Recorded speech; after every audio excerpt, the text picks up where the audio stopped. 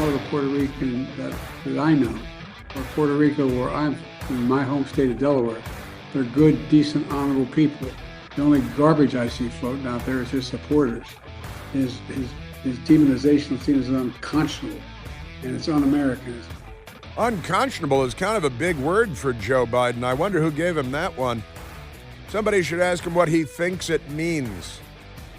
I'm guessing he doesn't understand. Well, good Thursday to you and welcome back. A great tweet on X, which the Democrats will tell you is formerly known as Twitter. Every time it comes up, tiny little brains. Extraordinary stuff.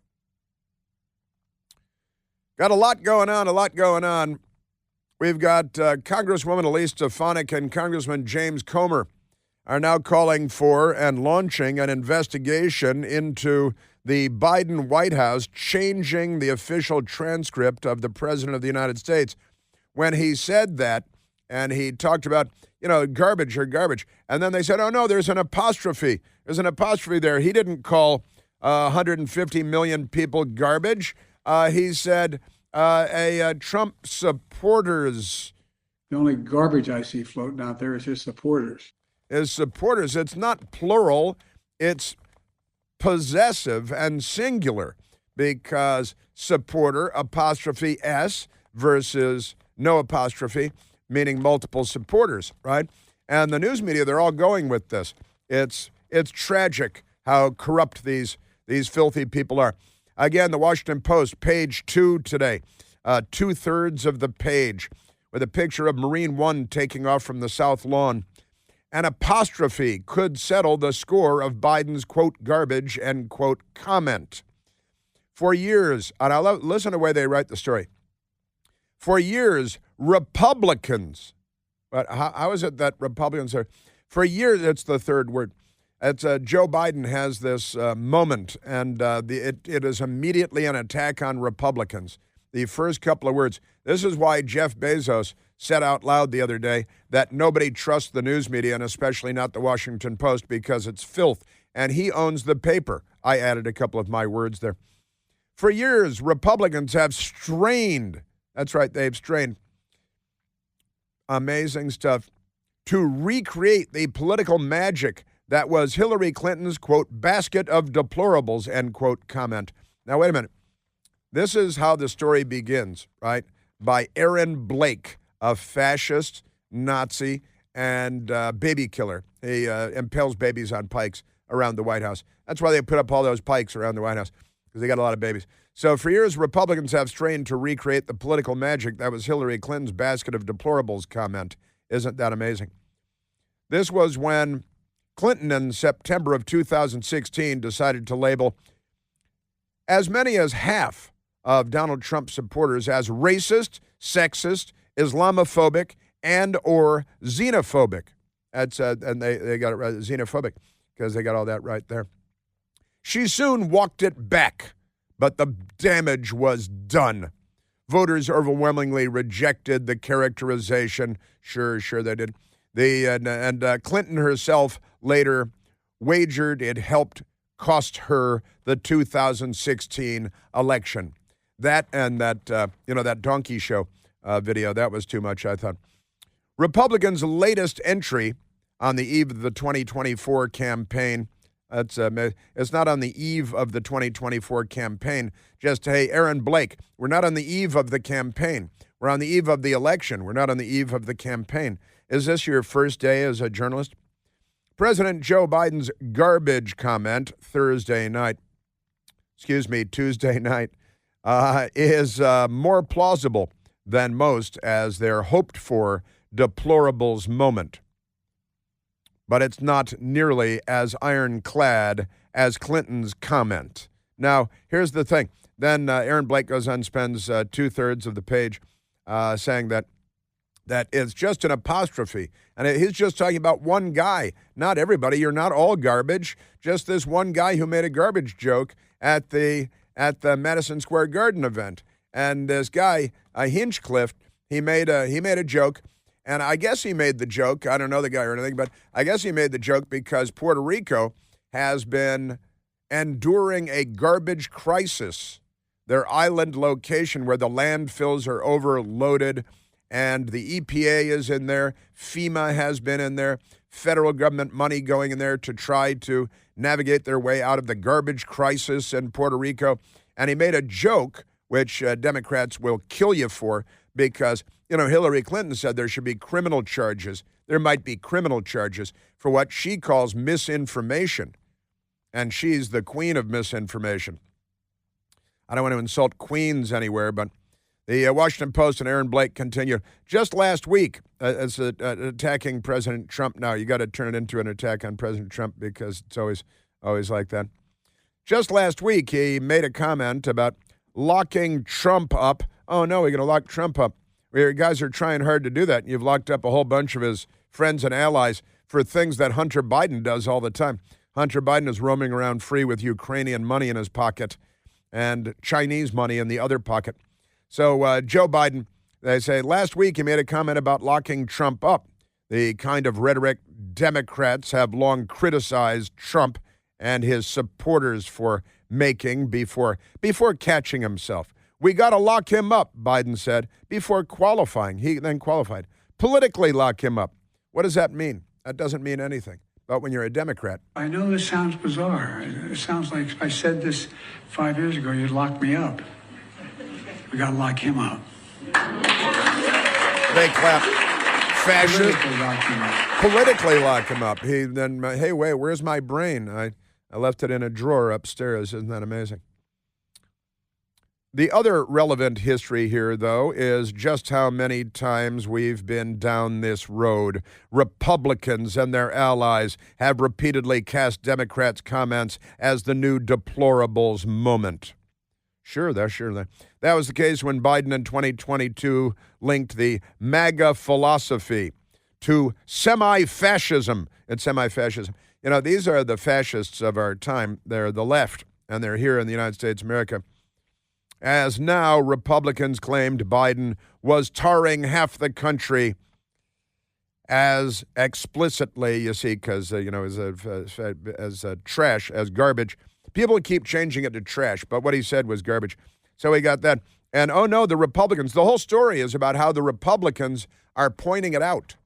And the Republicans are the bad guys for saying, hey, Trump is calling for saying Biden is calling half the country garbage. You should pay attention. Just like when Hillary called half the country deplorable. Deplorables, half of Trump's supporters, and calling them all kinds of names. And by the way, these fascists, they love abortion, more than 1 million abortions last year. And they get about 40% of the black population in the womb in the United States. And since they're the party of Jim Crow and the Confederate States of America and slavery, you'd think maybe that would have a negative impact on them, but you'd be wrong. Republicans in 2021 similarly claimed Biden was calling Trump supporters Neanderthals when he cited the Neanderthal thinking of Republican governors rescinding COVID mask mandates. The Democrats don't care what you do as long as it's mandatory.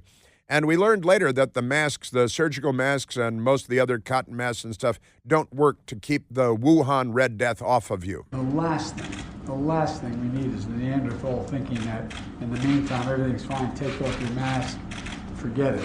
It still matters. Yeah, and they lied to us, misinformation, disinformation, that masks worked. That masks, if you wear a surgical mask, it would keep you from getting the Wuhan. It would keep you from spreading the Wuhan. They also told us if you get the vaccine that you wouldn't get the Wuhan and that you couldn't spread the Wuhan. And those were lies. Those were misinformation. And billions died as a result of their misinformation. Not really, but, it wasn't good. So just amazing stuff. And they go on and on in the Washington Post. And womp, womp, womp. Biden claims some people supported Trump because they liked his divisive rhetoric, which Biden summarized as Mexicans are rapists and all Muslims are bad and dividing this nation based on ethnicity and race. Well, there is this radical Islamic jihadi thing that is a problem. And I don't know how many women need to be raped and murdered in the United States by illegal aliens before Democrats pretend to care for a minute about human life. But, one of their boys, Joseph Stalin, famously said, a single death is a tragedy, a million deaths are a statistic. And they claim that more than 1 million Americans died of the Wuhan Red Death, notwithstanding mask mandates and vaccine mandates. And the Wuhan, coming out of the Wuhan Institute of Virology in Wuhan, China, where the communists were playing with germs with the help of Anthony Fauci and U.S. tax dollars, but never mind that. So, wah, wah, wah. A columnist Tuesday night ran down a number of other examples of conservative media claiming such new deplorable moments from Democrats. None of them have lived terribly long in the memory for a reason. They weren't as cut and dried as advertised, and certainly not as cut and dried as Clinton's comment. Boy, you guys hate Hillary because she lost, I guess. And that's again the case with Biden's comments, even as his syntax is clearly unhelpful to his party. It's just a syntax matter, because if you put an apostrophe in there. All right, now, let's get to, because these people, I got to tell you, let's get to some President Trump, because here he is before his speech, before his rally in Green Bay, and he got into the garbage truck, a beautiful, big, shiny, brand new garbage truck with the Trump for President logo on the big side of the truck, and he's got the safety vest on with the orange and the Dayglow green, and he's in there, and his blue jacket is off from his suit. Still got a white dress shirt and a red tie. How do you like my garbage truck? This truck is in honor of Kamala and Joe Biden. So that started the rage from the Democrats right there in the news media. They soiled themselves all over the place. By the way, there's a funny tweet by Not Jerome Powell. It's a picture of Nancy Pelosi rushing through the Capitol, talking on her cell phone with her cell phone pressed to the left side of her head, and an entourage of white men with guns following around to protect her. And it says, it's like Nancy Pelosi saying into her phone, "Buy Waste Management first thing in the morning." She's got stock tips. She's a brilliant investor. So buy Waste Management, the company, the trash collection company. Great stuff, just wonderful. And yeah, because she knows how to buy stocks, doesn't she? She and her husband, are they billionaires? Are they? Not quite, but they own vineyards and fly private on government planes and things. President Trump last night then went into the rally in Green Bay, and he started. 250 million Americans are not garbage.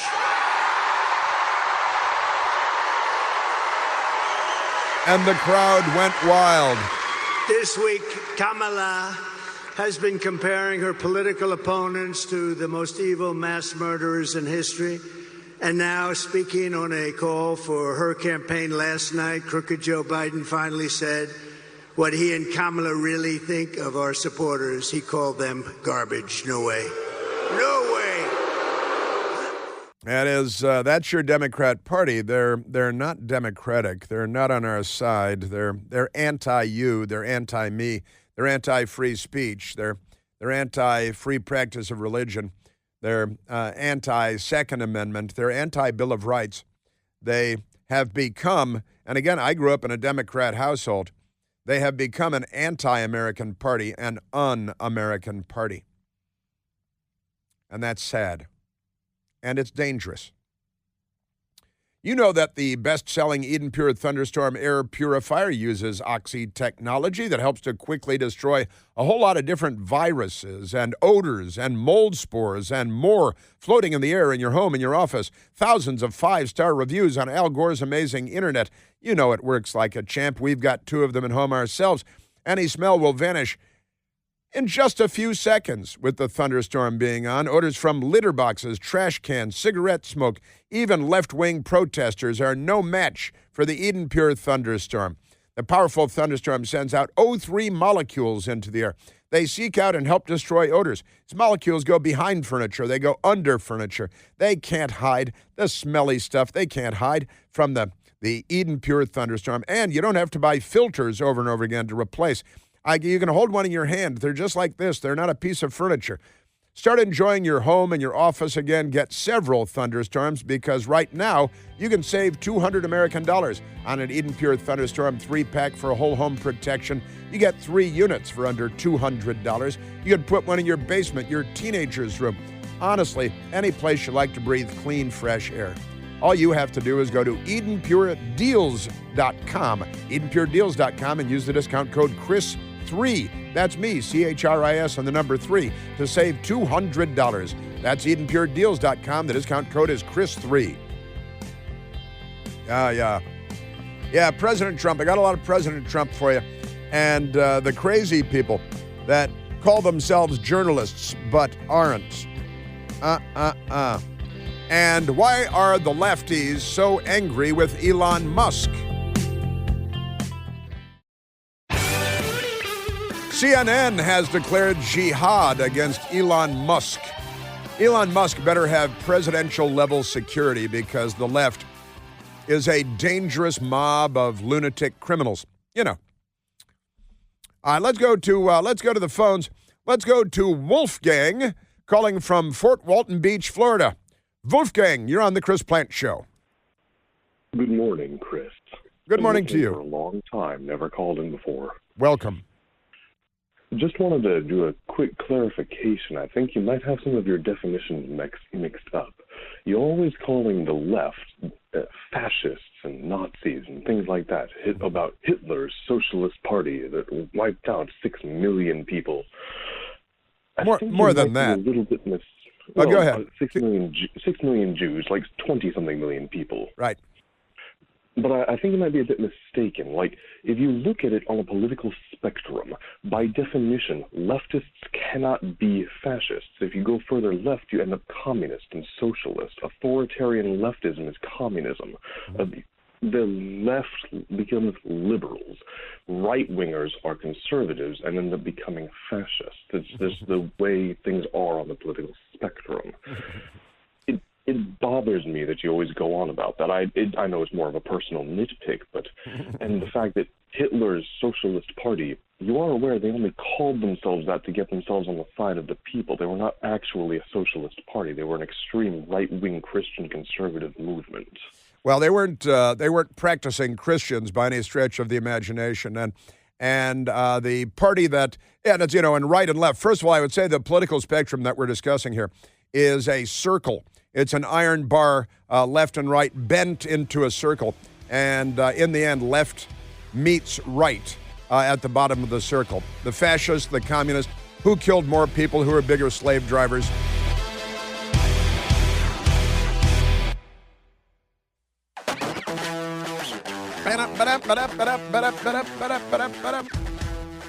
Yeah, the media is going after Elon Musk now because he bought Twitter.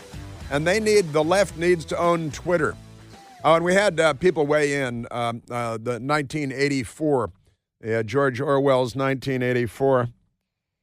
Room 101. Room 101 is the answer, where they go to rewrite history because that's what the Democrats are doing now. And the White House rewriting Biden's comments to mischaracterize what actually happened. Womp, womp, womp. And, Room 101, that was kind of the torture chamber where they break down prisoners and torturing them with their worst fears and all that good stuff. But the Democrats, they're rewriting. They just rewrite history in real time now, like the fascists that they are. Now, Wolfgang, I understand what you're talking about, of course, but the Democrats rewrite history all day, every day, and they do it in a terribly Orwellian way. The reality is that for whatever reason you believe the Nazis called themselves the Socialist Workers' Party, they did call themselves the Socialist Workers' Party of Germany, and they secured power. And there were communists that were farther to the left, it's true. Now, which group of people would have killed more human beings if the communists had taken over? Because Joseph Stalin, we had the Bolshevik Revolution, 1917, starting in St. Petersburg, and the Soviets took over, and Vladimir Ilyich Ulyanov, a.k.a. Lenin, The murders began there, but then Stalin came along and the KGB and Lavrenti Beria, and they murdered more people than the Nazis murdered, right? The communists. And there's a great story I like to tell, Wolfgang. Some nice people that came along on one of our sea cruises, and the man, as the grandson of a woman that survived World War II in Poland, a Polish woman, and she was there when the Nazis rolled in and occupied Poland, and they set up some of their death camps there and so on. And then the Soviets came in, Joseph Stalin's Soviet communist troops, and they murdered everybody, and they took over. And he asked his grandmother, he said, Grandma, what was the difference between living under the Nazis in Poland and living under the Soviets in Poland? And Grandma paused and thought about it and said, the flag. Right? I mean, otherwise, everything was exactly the same. So I know people like to pick nits about this, but I'll tell you, 98% of Americans couldn't tell you that the Nazi Party was called the National Socialist German Workers' Party and that they were a socialist workers' party. And I had Mike the Lib try to explain to me one time, who was on earlier today, that, they just did that to deceive people. Yeah, okay. I guess that didn't work. Pretty amazing. Then, of course, the Maoists came along, and they murdered 50 million of their own people, maybe 75 million, according to the latest research, of their own people. Nobody kills like commies, from, Pol Pot and how far do you have to go, honestly? The Cubans lining up and executing everybody. I was in Grenada for a month one time, where the commies came in and started murdering everybody in charge, because that's what commies do. They murder everybody, and they jail their political enemies. And I'm watching the Democrats in the United States. They harvest the organs of 1 million unborn children every year, and they give out awards. They call that women's health care. They call that, it's kind of a euphemism, I think. Amazing stuff. And they get 40% of black babies, which might be called genocide if we're only in the Gaza. But since it's not, pretty amazing stuff.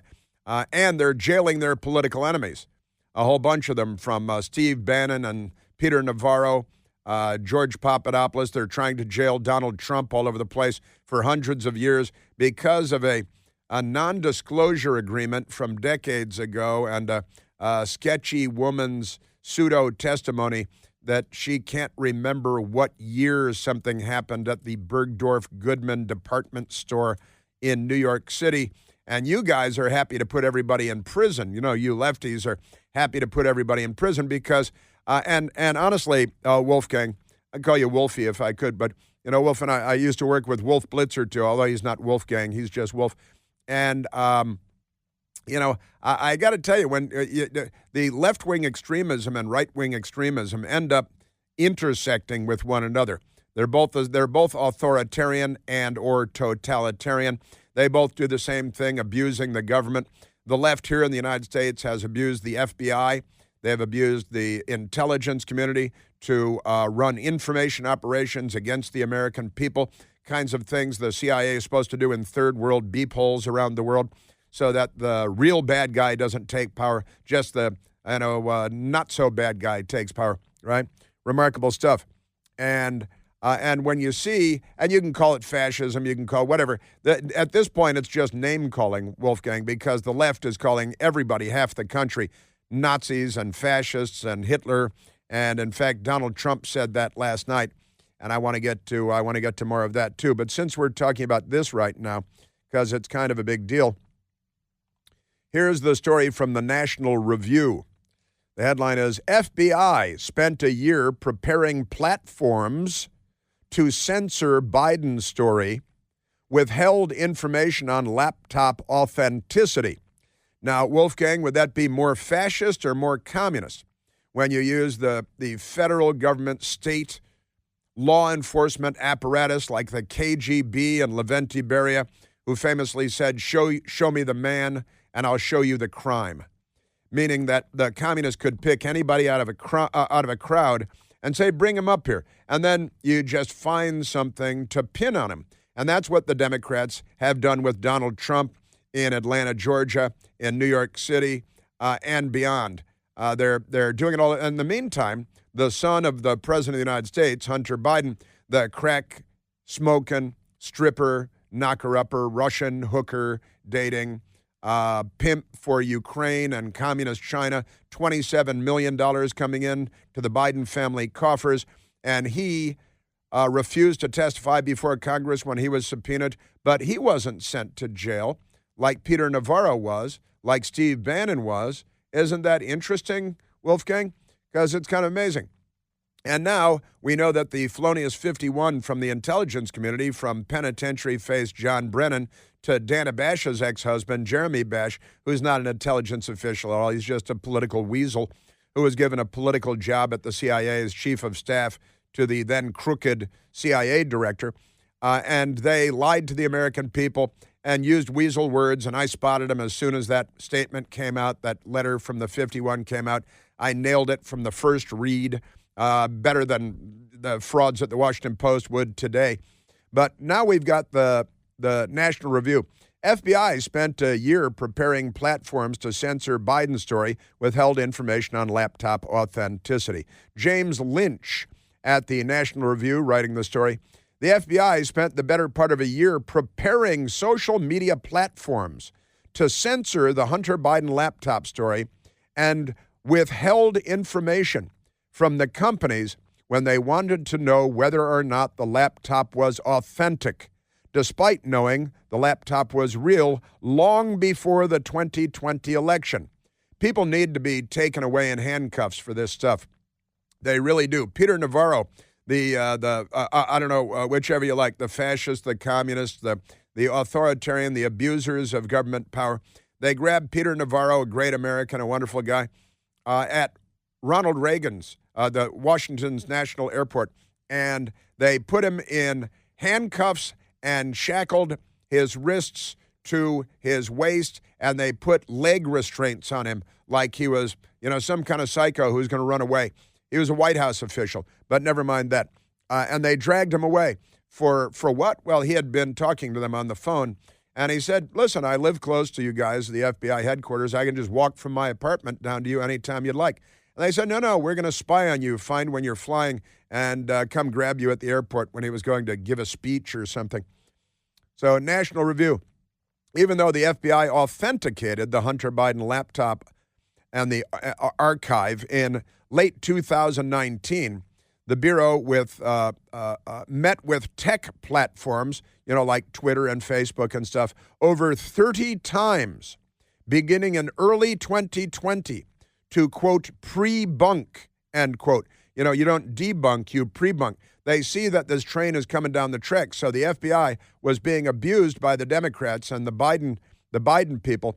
The corrupt people at the FBI were then going to pre-bunk allegations that the Hunter Biden family, Joe Biden family, traded off Joe Biden's name to make a fortune from foreign business deals, according to a bombshell House Judiciary report obtained by National Review. The FBI, of course, declined to comment for the story. Isn't that remarkable? In many ways, these meetings between federal agencies and big tech, the FBI raised the topic of potential hack and leak operations amid conversations about election security and potential foreign influence operations, the report reads. In response, some platforms even adopted new content moderation policies specifically designed to address hacked materials. And now they use this term, content moderation. And didn't we have this woman, we've been talking about this crooked woman, Victoria Nuland.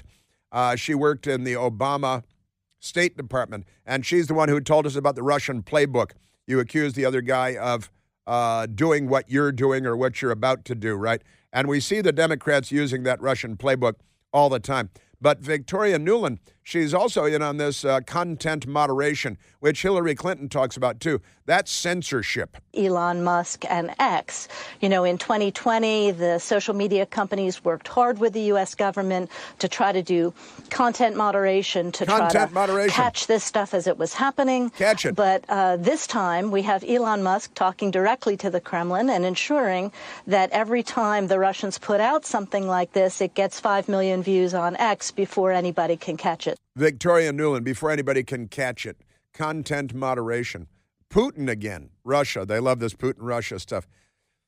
Elon Musk is one of the world's biggest businessmen. He's going to do business with big countries that have big stakes and all kinds of things. But that's pretty amazing stuff. In many of these meetings between federal agencies and big tech, the FBI raised the topic of potential hack and leak operations and conversations, election security, potential foreign influence. They need content moderation. There it is. Some platforms adopted new content moderation policies. That's censorship. That's the state, the federal government. Now, Wolfgang, whether they're fascist or whether they're communist, I don't care. I really don't. Because the difference is the flag. And this is the United States of America, and we have the First Amendment, we have free speech, we're supposed to have a free press. They're free to be as corrupt as they want. Pretty amazing stuff. And again, now the lynch mob is coming for Elon Musk. And the clowns at CNN have a story today.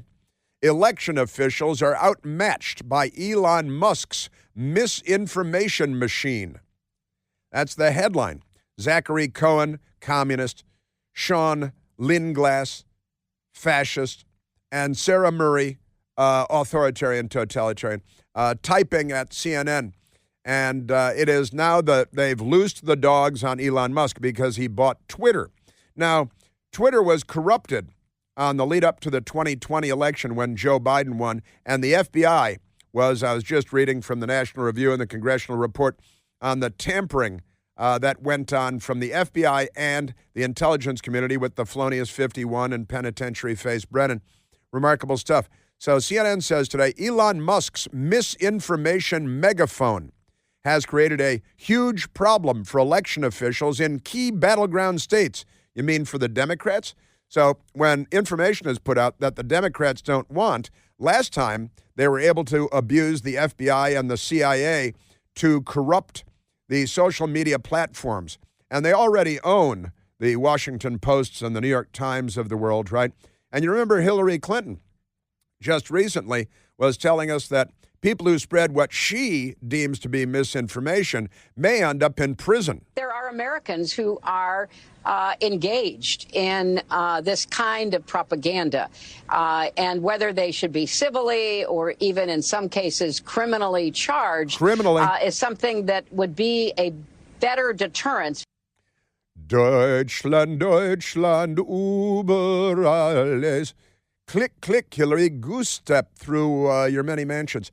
So Elon Musk's misinformation megaphone has created a huge problem for election officials, but only in key battleground states, who told CNN they're struggling to combat the wave of falsehoods coming from the tech billionaire and spreading wildly on X platform, on his X platform. Election officials in pivotal battleground states, yeah, we know, including Pennsylvania, Michigan, and Arizona, have all tried and largely failed to fact-check Musk in real time. Why have they failed? At least one has tried to pass along personal notes. Hey, Elon, I think you're cute. Asking him to stop spreading baseless claims likely to mislead voters. Now, that's the role of CNN and the Washington Post. Isn't that amazing? These people. The Soviet national anthem should play whenever the Democrats come out on stage. Could the fate of America's children be tied to all of our fate? All of us. Much like the abortionists and the lives of the unborn, the left seems determined to snuff out, well, everything and everyone. You know how they are. Preborn, great organization Preborn, stands as a beacon of light and hope for the most defenseless among us, unborn babies, preborn babies. Every day, Preborn's network of clinics helps to rescue, on average, more than 200 unborn babies every day while surrounding expectant mothers with God's love and offering a free ultrasound. Because it turns out when you see an ultrasound of the baby in your own womb, witnessing the miracle of life, has never been more crucial as we navigate this time of moral decline in the United States of America. Will you please join Preborn in helping to protect the least among us, the most defenseless among us? For just $28, you can sponsor an ultrasound and give a mother the chance to choose life, to see the life inside of her. not just for her baby, but life for herself as well. An ultrasound typically doubles the baby's chance at living a long, happy, and prosperous life. To donate securely, all you have to do is dial pound 250. Dial pound 250 and say the keyword baby. Pound 250, the keyword is baby. Or you can go online to preborn.com/plant. That's me, preborn.com/plant. The left is here. Great song. Terrible system of government. Terrible way to run a country. But I think, Hillary goes to sleep to this song every night with her Bose wave radio next to her bed and her personal CD of the Soviet national anthem being sung by the Soviet Army's men's choir. He could have undermined the messaging so much that he can actually control exactly what people think, and that is our job. Yeah.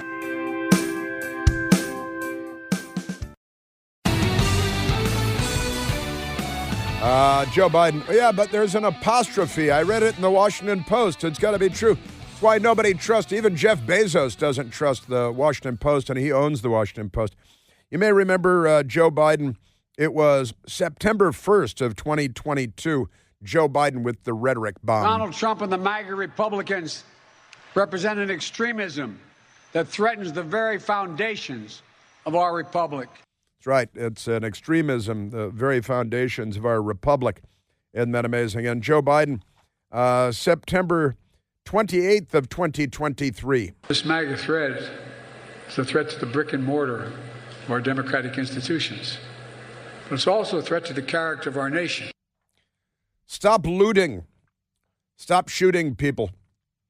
Biden said, what we're seeing now is the beginning of the death knell of an extreme MAGA philosophy.